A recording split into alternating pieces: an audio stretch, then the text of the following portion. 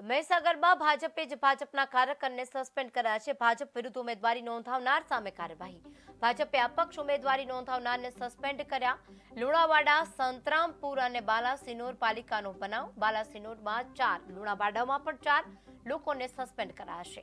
સંતરામપુર પાલિકામાં 13 કાર્યકરોને સસ્પેન્ડ કરાતા ખળભળાટ મચ્યો છે। નગરપાલિકાઓની ચૂંટણીઓ છે, બાલાસિનોર, લુણાવાડા અને સંતરામપુર। ત્રણેય નગરમાં પાર્ટીના સેન્સ લેવાયા અને સેન્સ લેવાયા બાદ પ્રદેશ પાર્લામેન્ટરી બોર્ડ દ્વારા અને સ્થાનિક કક્ષાએ ઉમેદવારોની પસંદગી કરવામાં આવતી હોય છે। પસંદગીની પ્રક્રિયા બાદ ઉમેદવારી ફોર્મ ભરાતા હોય છે। ઉમેદવારી ફોર્મ ભરાયા બાદ પાર્ટીના કેટલાક લોકોએ પાર્ટીના ઉપરવટ જઈને પસંદગી ના થતા પાર્ટીના વિરુદ્ધમાં પાર્ટીના સત્તાવાર ઉમેદવાર સામે ઉમેદવારી કરેલી છે એવા ઉમેદવારોને આજરોજ